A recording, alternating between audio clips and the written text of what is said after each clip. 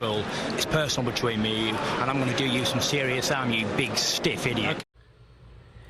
The Untouchable True School Sports Empire proudly presents something the boxing game's been missing. Hey, what's going on? It's your boy BT, and I came here to talk some boxing with the thousands of True School Sports subscribers. Now, I've been wanting, like Jaime Munguia.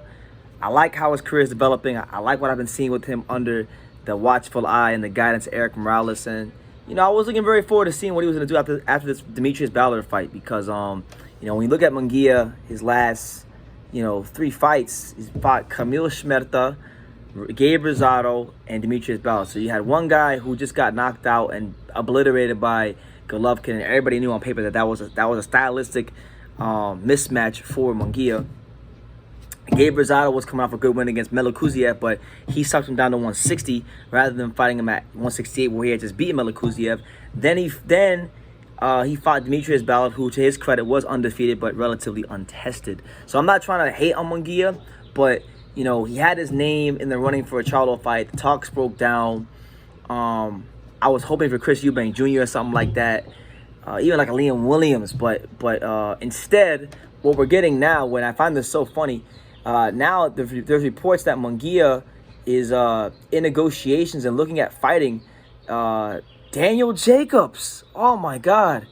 Yes, that Daniel Jacobs. Now, it's funny because Jacobs is a 68-pounder now. He just lost to John Ryder at 68, but he had a career at middleweight.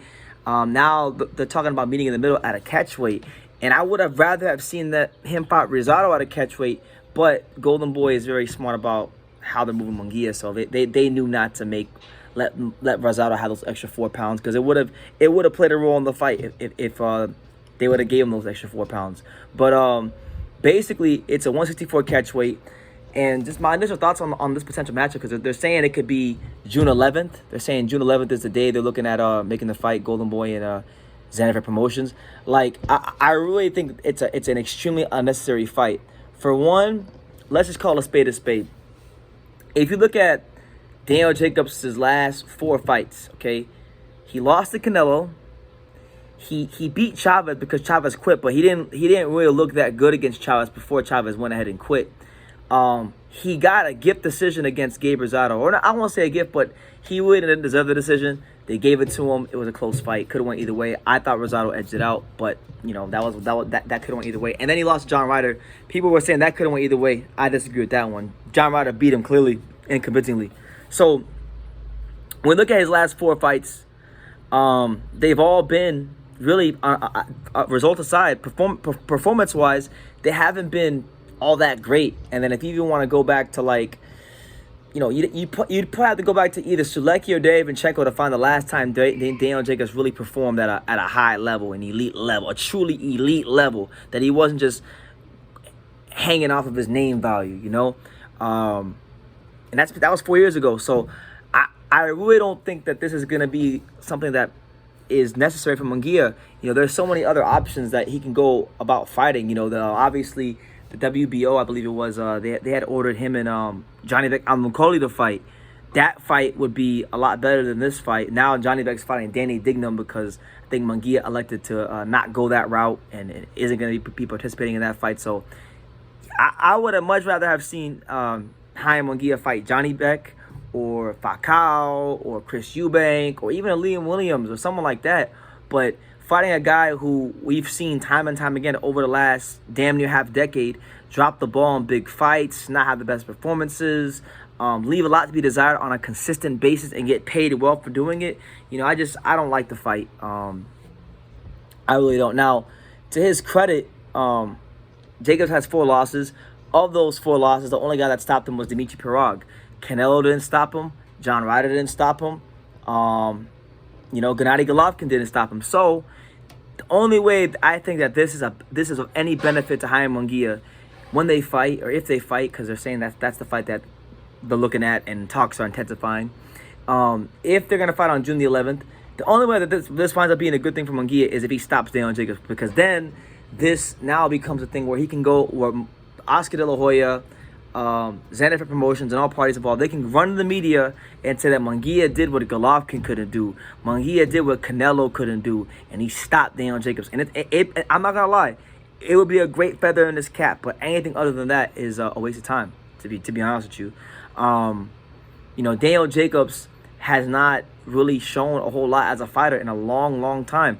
He didn't really I respect him for like his story and overcoming cancer. Like, I'm not gonna ever disrespect the man because he's a gentleman inside and outside the ring. I had the utmost respect for Daniel Jacobs. I'm only talking about what I see from him as a fighter. He hasn't been that top level, top notch talent in a long time. I mean, even if you go back to August of 2015 when he fought Sergio Mora. Now, Sergio Mora, I got massive respect for Latin Snake. He's a guy that's influenced a lot of good boxers. He's influenced Lisa Estrada, so, the utmost respect goes to him. Smart boxing mind, great guy. But he's not a big puncher, and Jacobs got dropped by him, and it was such a close fight, such a controversial, dubious fight, where Jacobs had to give him a rematch. So I think even back in 2015, Jacobs, for better or for worse, had already shown his level. He's shown that he was a good, above average, high level contender, but he was not the Golovkins. He was not with the Canelos. He was not with them kind of guys. And then when he got his chance to prove that he was on level with those kind of guys, he whiffed both times against Golovkin. He came in overweight on purpose, still got dropped. People were saying he got robbed, which is ridiculous. He lost the fight clearly. Fought Canelo, lost the fight clearly. Fought John Ryder, lost the fight clearly. Fought Gabe Rosado, got outboxed really, and really should have made that fight close. So he hasn't really been showing that his level in the sport for quite a long time. And Munguia fighting him, I mean, there's so many better opponents out there for him. I really look at this fight, and it's again, I'm not trying to disrespect Daniel Jacobs. I'm just calling it how I see it.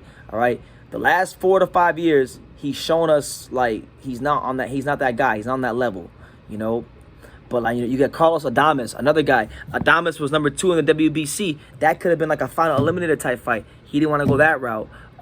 He could have fought, a lot of other guys. Eubank, just Felix Cash. There's like 3 or 4 names he could have fought. But of course, Golden Boy wants to make him fight a guy that's not even in the damn weight class anymore. Boil him down halfway, immediately catch weight. Just like Charlo, Munguia, these guys, Charlo and Munguia are wasting a lot of time when they really should be fighting each other. I know people want to say Andrade as well. Andrade is going to the 168 to fight the #1 contender in his first fight, who's undefeated in his hometown. So that's a bit different. But Munguia and Charlo, they're on some bullshit, and I just wish that one of them get beat soon by either Sulecki or Daniel Jacobs. So listen, Daniel Jacobs, if you fight Munguia and he beat him, I'm Team Jacobs all the way. For the rest of if he beats Munguia, I'll never say nothing bad about him again because it's getting ridiculous what Munguia and Charlo are doing with their careers. But that's the news. Munguia and Jacobs are in talks for a potential fight on June the 11th. You guys let me know what you think in the comments down below. Make sure you guys take the time to subscribe. And like I say in every single one of these videos, you can love me or you can hate me. But I'm just a kid from Daniel. So until next time. Thank you for watching another video on True School Sports, the home of boxing. If you made it this far, do me a favor and do yourself a damn favor. Hit that subscribe button and surely you will not be disappointed. True School Sports bringing you the latest and greatest, the untouchable, boxing content, interviews, news videos, breakdowns, live fight reaction extravaganza. We've got a great community of people here, boxing fans all over the world, from America to the UK to Australia, and on and on and on. So join the empire today. Hit that subscribe button. Take care and God.